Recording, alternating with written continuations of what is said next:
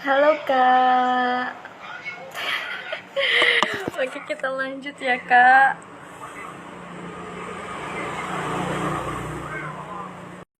Maaf Ya kepotongnya live ID-nya. Maaf kepotong banget. Silakan tadi yang belum sempat kejawab diketik lagi ya. Ya, aku Pertanyaannya selesaiin apa? dulu nih yang tadi apa nih, yang soal kampus ya. Oh, Aku oh. selesaiin dulu ya dikit. Jadi ya pihak kampus ini ya pihak pemerintah Turki itu mereka berhak memilihkan kita kampus lain kalau kuotanya udah full. Nah aku sebenarnya nyesel juga sih kenapa nggak pilih 10 aja sekalian ya sampai batas maksimal. Iya. Jadi aku pilihnya 6, terus emang ke 6-6-nya itu emang jurusan aku yang kualitasnya yang paling bagus. Jadi maksudnya aku mikirnya wajar aja sih kalau cepat full kuotanya karena emang aku milihnya di kampus-kampus bergengsi semua yang juga jurusannya ini bagus di yang terkenal yang pokoknya jurusannya aku maksudnya tuh lengkap banget mata kuliahnya.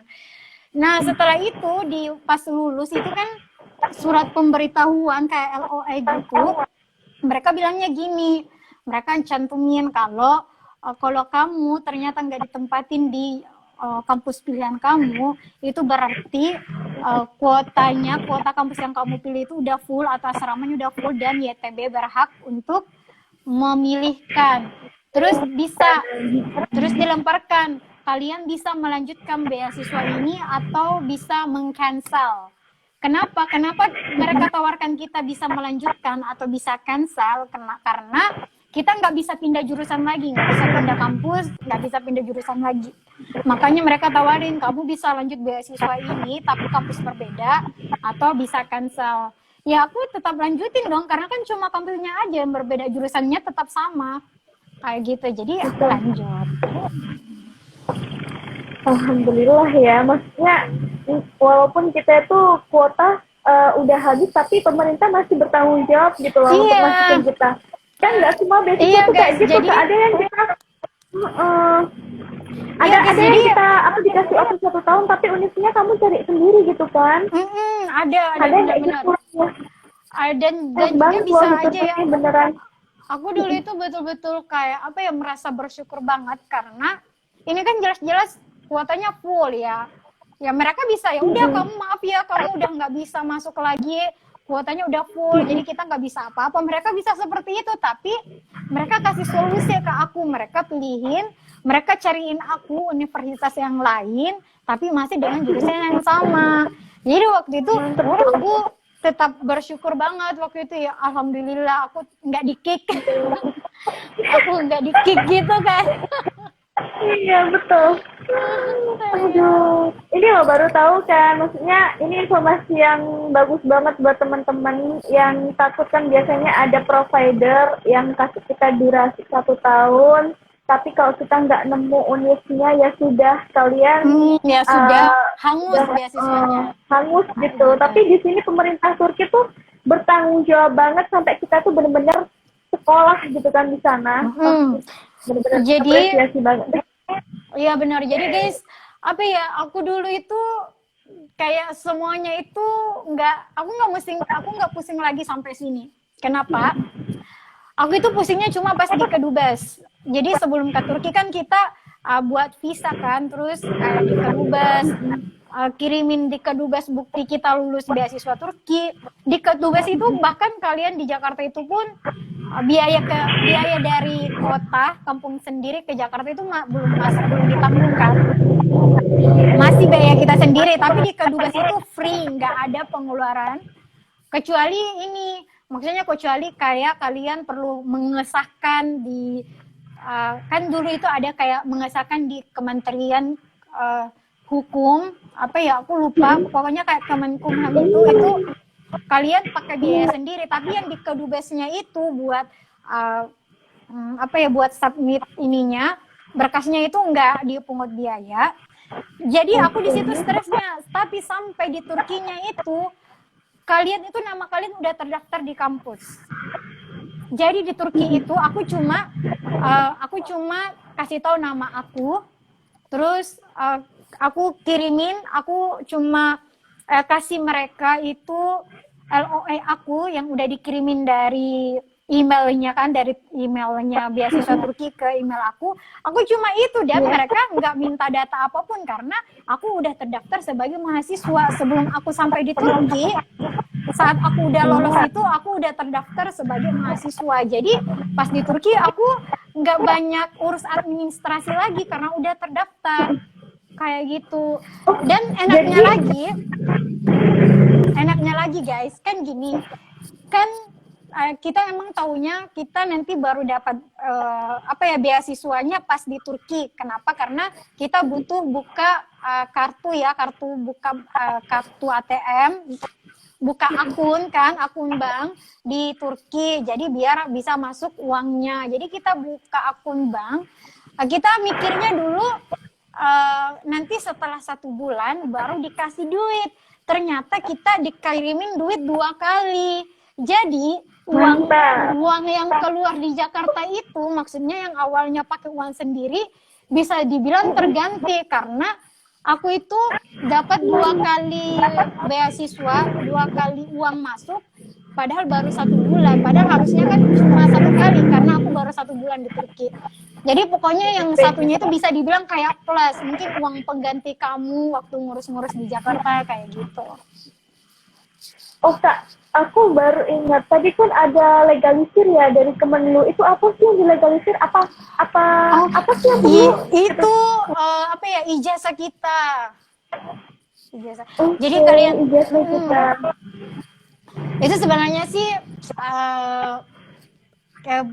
itu setelah lulus wawancara sih sebenarnya, maksudnya kalian kalau udah berangkat ke Turki iya, jadi bukan pas baru mau daftar, itu pas kalian udah mau ke Turkinya, udah lulusnya. Jadi yang ini di-keep aja karena ini setelah wawancara. Iya betul. Ada pertanyaan nih, Titin. Oh iya betul. Halo Kak, siapa yang jadi role model Kakak untuk tetap semangat ngejar beasiswa Kakak di kelas internasional atau enggak? Lalu belajar bahasa Turki semenjak kapan? Oke. Jadi role model ya. Maksudnya yang buat aku tetap termotivasi. Sebenarnya aku udah sampein sebelumnya kalau aku dipengaruhi sama lingkungan aku. Jadi aku di salah satu organisasi, terus kakak-kakak aku yang aku temanin bercanda, yang pokoknya yang aku lihat face to face, satu persatu lulus beasiswa ke luar negeri. Jadi itu membawa pengaruh yang besar ke aku karena bukan per 1 orang, tapi 1 persatu. Banyak ya. Jadi sedikit banyak sampai aku merasanya kayaknya aku juga bisa deh kayaknya. Jadi ya role model aku dari lingkungan aku, jadi dari kakak-kakak yang lulus beasiswa juga. Terus aku bukan di kelas internasional guys. Aku murni kelas reguler yang menggunakan bahasa Indonesia full, yang nggak tahu bahasa Inggris sama sekali. Berkuliah. Bahasa Inggris ya Kak? Jadi aku ini kan mereka nanyanya ke kelas internasional atau enggak? Ini yang maksudnya aku sih yang waktu sebelum ke Turki ya.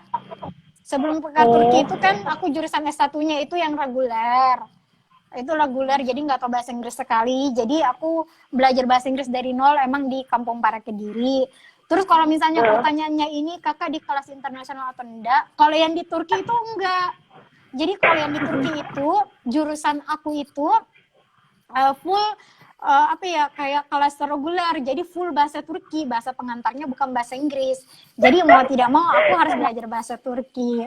Terus tenang aja, bahasa Turkinya itu kalian belajarnya di sini dan itu udah ditanggung sama pemerintah. Pokoknya kalian selama datang ke sini itu belajar aja, nggak usah mikirin yang lain-lainnya. Mikirin yang lain teman-teman. Iya, kayak gitu. Oh iya. Oh belum Kak, ini yang poin pentingnya tuh ya, untuk maintain motivasi. Terus hambatan Kakak dalam 4 tahun ini ngejar beasiswa biar sampai 4 tahun ini bertahan tuh nggak mudah ya. Kita bayangin 4 tahun Iya tuh benar. 4 kali lebaran, 4 kali ditanyain kamu Bang jadi Toib nggak? ya, mengalahkan Bang Aduh, Toib. Oke, jadi mengalahkan aku ya Bang Toib. hambatannya. Hambatan itu dulunya sih hambatan pertama ya, aku stresnya yang pertama itu pasti bahasa dulu, karena yang namanya kita mau kejar beasiswa luar negeri ya, setidaknya at least harus tahu bahasa Inggris dong. Jadi ya hambatan aku di bahasa kayak gitu. Terus yang kedua itu modal. Ya gini kan, kan semuanya itu kalau kita kejar beasiswa seperti yang sebelumnya itu kita butuh modal. Jadi karena aku hambatan yang pertama adalah bahasa Inggris, jadi aku mau tidak mau harus belajar bahasa Inggris itu betul-betul intensif. Jadi aku merantau dari Makassar ke Kampung Kediri itu kurang lebih 10 bulan, fokusnya belajar bahasa Inggris. Bahkan Lebaran Idul Fitri pun aku di sana. Saking totalnya kan belajar bahasa Inggris. Terus hambatan selanjutnya itu hambatan selanjutnya kayak gini aja sih, kalian harus tahu tujuan kalian, karena ya pasti dong 4 tahun nunggu sampai lulus itu, maksudnya 4 tahun preparation sih, 4 tahun preparation 1 tahun nunggu lulus ya. 4 tahun preparation itu pasti mood kita itu naik turun. Jadi kalian harus tahu tujuan awal kalian. Kalian harus cari motivasi yang bisa membangkitkan motivasi kalian. Jadi contohnya nih aku itu cara aku waktu awal-awal belum tahu bahasa Inggris, cara aku meningkatkan motivasi aku itu dengan ikut semua seminar beasiswa yang gratis. Ikut semua seminar beasiswa itu cuma memotivasi aku. Itu terus cara aku lagi biar karena kan kalau kita ikut seminar beasiswa kan orangnya di depan kita ngejelasin perjuangan mereka itu kan kayak kalian ini aku jelasin perjuangan aku ke kalian. Ada percikan-percikan kayak gitu kan. Aku juga kayak gitu. Jadi aku rajin ikut seminar-seminar beasiswa kayak gini nih. Seminar beasiswa biar tetap termotivasi kayak gitu. Ya, terus itu sebelum belajar bahasa Inggris. Nah, setelah kalian apply beasiswa itu hambatannya yang pasti ketika kalian jatuh bangun. Jadi ada orang yang rezekinya bagus banget, 1 kali daftar beasiswa langsung lulus. Ada orang yang rezekinya itu memang mau dilihat perjuangannya. Maksudnya kalian jatuh bangun itu mau dilihat perjuangan kalian buat bangkit ke beasiswa itu ada yang seperti itu. Dan aku salah satunya. Bahkan aku sampai aku salah satunya yang jatuh bangun gitu, yang gagal beasiswa. Beberapa gagal beasiswa itu bahkan sampai di underestimate. Yang sampai di ini kan diremehin ya, bayangin dong ya cobaannya. Malamnya kalian dapat informasi kalau kalian nggak lulus beasiswa Jepang. Terus paginya kalian dibilangin aku nggak mau percaya sama orang yang nggak pernah lulus beasiswa. Itu rasanya gimana kan? Itu kayak udah jatuh ketimpa batu pula kan. Jadi bikin tambah down. Nah, tapi apa yang buat aku tetap bangkit? Aku adalah karena aku terobsesi buat belajar di luar negeri. Kenapa? Karena aku itu nggak ada rasa keikhlasan, nggak ada rasa rela. Ketika aku udah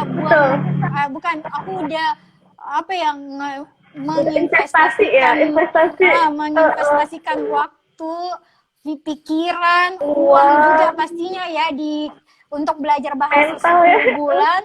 Mental juga. Terus aku cuma stay di Indonesia. Aku nggak bilang Indonesia itu nggak bagus, bukan. Tapi karena sebelum aku belajar bahasa Inggris, aku emang tujuannya mau lanjut beasiswa ke luar negeri. Makanya aku mau jatuh bangun berapa kali pun, hati aku itu nggak tenang. Aku pokoknya harus coba terus sampai lulus. Kayak gitu. Jadi kalian cari yang bisa memotivasi kalian.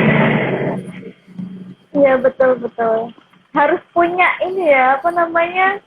Apa sih kalau gitu tujuan yang jelas, kita tuh prinsipnya harus kuat ya Kak ya. Iya, Maksudnya betapa perihnya apapun hmm, kita jatuh, tapi kita harus mempertahankannya gitu loh sampai dapet. kayak gitu. Ya Bayangin sayang loh banget guys, lah ya. iya Sayang benar. banget.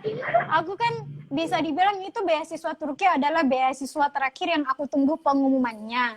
Jadi kan sebelumnya itu aku udah gagal beasiswa Australia, Jepang, Korea, LPDP juga ya. LPDP. Jadi aku sebutin aja nih banyak beasiswa yang aku udah gagal. Beasiswa Chevening juga yang di Inggris. Jadi bisa dibilang Aduh. beasiswa Turki itu adalah beasiswa terakhir yang aku tunggu pengumumannya. Yang sampai aku mikirnya aku nggak lulus beasiswa Turki. Karena ini kan beasiswa Turki itu dia lambat banget. Dia undurin pengumumannya kan. Jadi dan waktu itu aku dapat informasi yang lulus itu, orang yang dapat email itu adalah orang yang lulus. Orang yang nggak lulus itu nggak pernah di email. Jadi kita nggak pernah tahu dong kita lulus apa enggak karena nggak ada email yang masuk. Jadi waktu itu aku udah mikirnya aku nggak lulus mungkin ya soalnya nggak masuk kan. Jadi aku udah siap-siap mau daftar beasiswa lagi. Itu udah berapa kali jatuh bangun beasiswa loh karena aku prinsipnya gitu. Aku prinsipnya pokoknya nggak boleh kalau nggak lulus beasiswa luar negeri. Aku belajar bahasa Inggris nggak boleh sia-sia pokoknya. Nggak boleh sia-sia kita ya, harus tawakal juga loh itu Kak. Itu bentuk tawakal Kak. Benar-benar itu betul-betul. Jadi sampai lulus ya alhamdulillah rezekinya emang di beasiswa Turki. Gitu. Buat Terus ada teman-teman, ini sih juga takutnya lupa ini Titin kan biasa banyak banget pokoknya banyak banget deh yang nanya aku pertanyaan yang umum banget yang sebenarnya nggak usah dikhawatirkan sama teman-teman. Yang misalnya aku bisa daftar beasiswa nggak sih, aku nih lulusan SMK kan, atau aku lulusan SMA swasta, atau aku lulusan universitas swasta, aku lulusan universitas negeri, aku lulusan universitas yang masih baru misalnya ya, yang belum terkenal masih baru. Itu banyak banget yang keluhan seperti itu. Aku bisa daftar nggak sih? Bisa daftar. Jadi guys, kalau kalian daftar beasiswa, mereka nggak lihat itu seberapa terkenalnya kampus kalian. Selama dia bukan kerjasama ya kan beda ya kan, ada beasiswa yang mereka kerjasama sama universitas tertentu ya. Jadi dia universitas ke universitas kerjasamanya. Tapi kalau dia langsung dari pemerintah dari negara tertentu, mereka itu nggak lihat kualitas universitas kamu, nggak lihat itu universitas baru, lama, atau universitas nomor 1 di Indonesia. Karena mereka itu cuma lihat kualitas dirinya kalian kayak gitu. Jadi kalian betul-betul ngepromosikan diri kalian itu dari aplikasi yang kalian upload atau yang kalian kirim essay kalian ke proposal kalian, CV-nya kalian. Mereka itu tahu dirinya kalian itu dari berkas-berkas yang kalian kirim, bukan dari kalian lulusan universitas mana atau sekolah yang mana kayak gitu.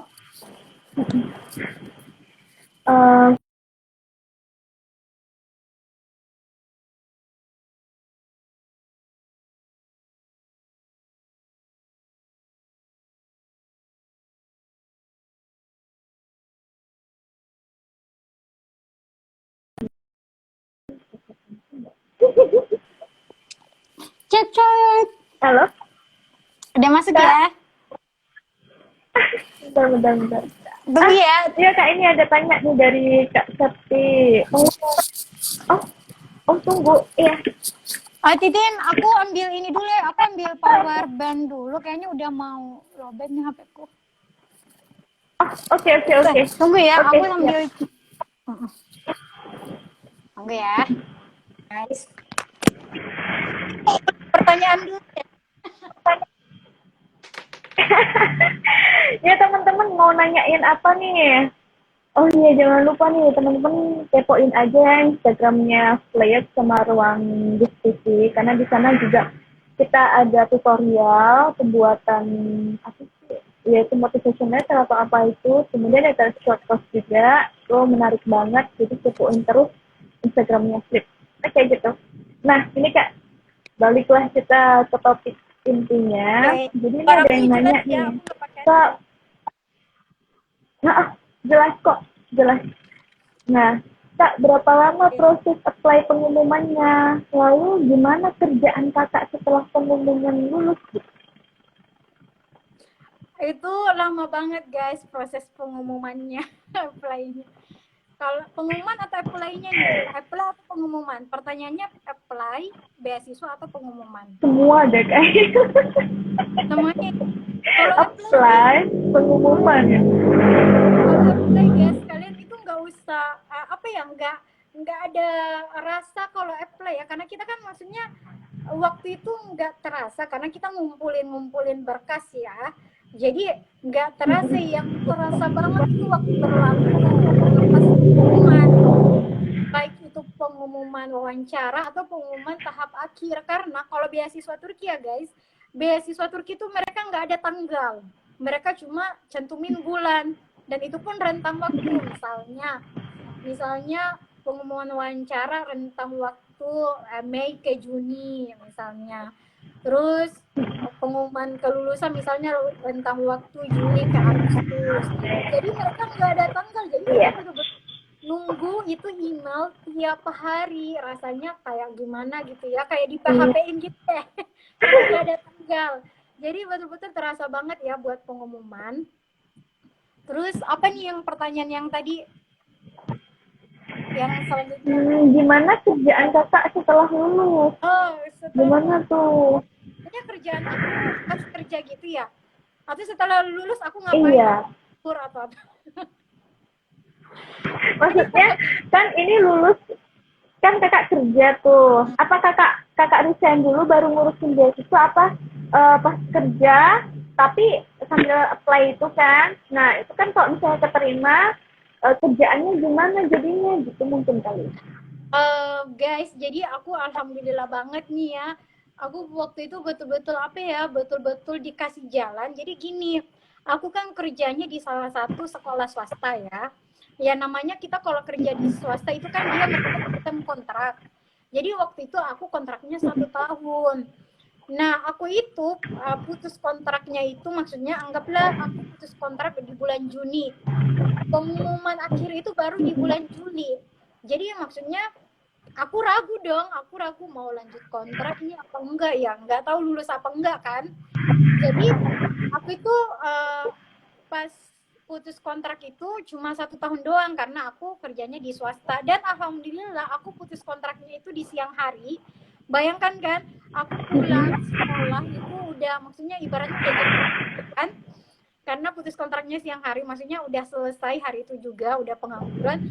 Sorenya di telepon teman aku, Vin, kamu bisa belajar bahasa Inggris nggak? Aku kan kaget nih, ini tahu ya aku nggak ada kerjaan. Jadi rezeki banget ya. Aku itu maksudnya nggak ada yang tahu kalau aku tuh udah nggak lanjut kerja di pekerjaan yang lama, tapi tiba-tiba aku ditelepon buat ngajar bahasa Inggris, dan ini ngajarnya bukan sistem kontrak karena ya namanya kita di kursusan ya, terus itu yang dirikan teman sendiri, jadi kita kayak salah begitu. Jadi nggak ada yang sistem kontrak pakai tanda tangan, nggak ada. Jadi waktu itu ya aku santai banget, cuma belajar ngajarin mereka bahasa Inggris kan yang basic kayak gitu sambil nungguin pengumuman 1 bulan. Pas pengumuman 1 bulan lulus, alhamdulillah aku pikirin lagi buat putus kontrak dan lainnya, karena aku emang udah sampein ke teman aku yang punya usaha kalau aku itu lagi nungguin beasiswa aku lulus ini. Jadi nggak ada, ibaratnya nggak ada bayar apa ya, nggak ada bayar putus kontrak atau apapun, karena memang kita nggak uang kontrak putus kontraknya ya. Nggak ada. Jadi emang alhamdulillah itu hari rezeki banget sih, nggak nganggur. Iya itu teman-teman, jadi harus memang fokus dan cari kerjaan yang fleksibel mungkin ya buat kita. Tapi kadang-kadang kerjaan tuh ngaruh banget ya Kak. Misalnya work experience-nya itu kan ada juga beasiswa, salah satu beasiswa itu yang pengen kita itu punya itu gitu kan. Ada juga, jadi mungkin teman-teman juga masih mempertahankan yang mana nih, yang mana? Ya gitulah. Yang katanya tuh yang Tiffany tuh. Oh Tiffany iya, itu bukan gitu ya? Iya guys, iya. Jadi kalian itu betul-betul ya kalau apply beasiswa kalian harus lihat ini ya persyaratannya. Jadi ada beasiswa itu yang mereka mintanya punya pengalaman kerja 2 tahun. Tapi bukan berarti di apa ya perusahaan yang sama kayak Stevening itu kan. Dulu kan aku aku apply Stevening dulu kan. Dia kan Stevening itu mereka bilangnya salah satu persyaratannya punya pengalaman kerja 2 tahun.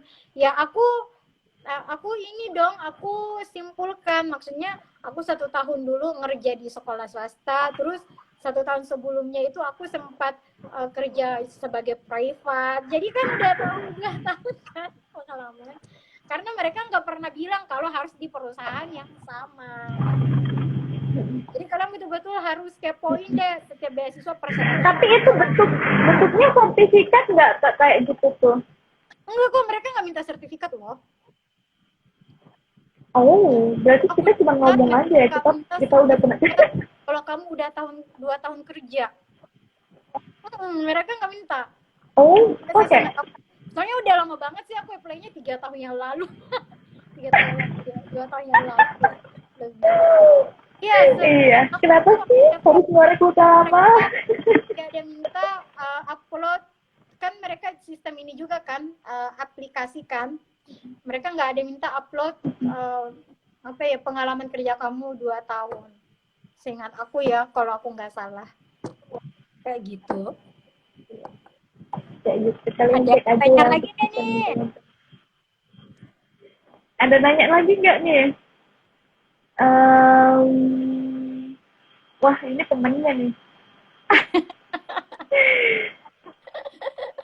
Sukses terus ya, Say. Amin. Ya udah Kak, kayaknya udah larut juga.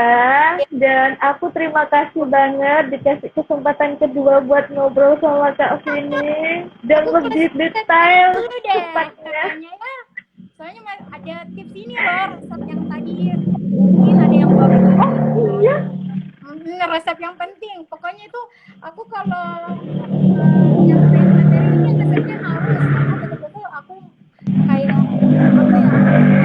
itu ini berperan penting dalam hidup aku dan jadi guys tidak henti-hentinya ingatin kalau resep itu kalian setiap ngelakuin sesuatu itu yang pertama itu sekaligus ini sekaligus closing statement ya, Titin. Oh iya, ini closing. Jadi yang pertama itu kalian doa itu penting banget. Kenapa? Doa. Jadi kalian mau agama apapun guys, itu jangan lupa berdoa. Karena aku betul-betul ngerasain kuatnya doa itu kayak gimana. Karena aku betul-betul itu di beasiswa Turki itu aku betul-betul ngerasain yang berserah diri banget buat berdoa agar diluluskan. Karena juga habis ngerasain di underestimate kan, itu kan sakit banget ya. Terus aku mintanya pokoknya aku dilulusin aja deh beasiswa kayak gitu. Yang betul-betul dari banget. Dan akhirnya alhamdulillah aku bisa sampai di Turki. Jadi aku merasa bahwa ada peran penting dalam hidup. Terus yang kedua itu adalah restu orang tua. Aku serius guys, kenapa aku bilangnya restu orang tua? Karena aku sharing dulu, aku itu dulunya tipe orang yang nggak suka nggak suka menginformasikan orang lain tentang hal apa yang aku tentang sesuatu yang aku apply, misalnya sesuatu yang aku aplikasikan, apalagi ke orang tua atau keluarga. Karena kayak gini, aku nggak mau kasih tahu orang tua aku atau keluarga aku, karena aku tahu kayak orang tua, kayak yang namanya orang tua kan biasanya mereka kita baru daftar doang itu langsung udah diumumin sekampung kan. Keluarga telepon semuanya, anak aku ini lagi ini daftar ini, doain ya. Kan kalau lulus kan alhamdulillah kan, kalau nggak lulus kan malu banget. Lagi udah ditahu keluarga, tapi kan namanya orang tua kan biasanya kan orang tua kayak seneng banget tuh sama anaknya kayak gini, padahal masih tahap awal. Jadi karena aku takutnya seperti itu, aku setiap proses perjuangan apply beasiswa itu aku nggak pernah minta restu orang tua, karena aku ibaratnya kasih surprise aja deh. Sampai aku diingetin sama kakak aku dimarahin kalau restu orang tua itu penting banget. Dan satu-satunya guys, satu-satunya aku minta restu orang tua itu cuma beasiswa Turki. Beasiswa yang lain itu aku nggak minta restu orang tua, karena aku ibaratnya mau kasih surprise, sembunyi-sembunyiin. Dan memang apa ya, jam bayangkan di beasiswa yang lain ini aku menginvestasikan uang lebih banyak, kayak kirim berkas ya, kayak kirim berkas ke Korea, Iya. kirim berkas ke negara Jerman. Itu sempat kemarin itu mahal banget, karena anggaplah ini kan dari Makassar ke Jakarta, besoknya itu udah closing, maksudnya udah batas pendaftaran, aku baru mau kirim hari ini dari Makassar ke Jakarta. Itu kan langsung ini kan, aku ambilnya ekspres, itu udah mahal banget, apalagi Oh, hari iya. jadi kayak beasiswa sebelumnya itu aku udah keluarin duit banyak, yang bahkan beasiswa ini itu aku hampir dibilang aku udah gak keluarin duit, udah lengkap. Justru aku lulusnya di sini. Kenapa? Karena cuma beasiswa Turki yang aku minta restu orang tua. Jadi aku ngerasa ya, teman-teman, apapun yang kalian lakukan, minta restu orang tua, karena bisa saja kalian lulus itu bukan karena doa kalian, bisa saja dari doa orang tua. Jadi bisa saja yang terkabul itu justru adalah doanya orang tua, kita nggak pernah tahu. Jadi doa dari diri kalian sendiri, minta restu dan minta doa dari orang tua, dan terakhir baru berikhtiar, berusaha sampai lulus. Gitu guys. Mantap nih. Gitu guys, suksesnya ya guys dari Kak Vini. Aduh Kak, ya udah. Yang lebih mendalamnya Ya, Kak, terima ya kasih. di YouTube channel aku. Nah, ini Kak Vini mau rencana bagi-bagi pengalaman seputar Turki Iya. di YouTube-nya Kak Vini sendiri ya. Oh, nanti aku bantu promo Kak. Baru direncanakan, aku mau buat Ya, buat kalian yang pengen. tahap. Maksudnya membahas Iya. lebih mendalam itu di setiap tahap itu nanti di YouTube channel. Tungguin aja ya. Stay tune aja ya di story IG aku. Boleh ya guys, Kak Vini. Itu nih. Boleh juga. Jadi teman-teman ini karena kan menginspirasi Kak. Jadi kita follow-nya tuh hal-hal yang menginspirasi aja gitu, daripada follow yang bikin ngiler. Namanya.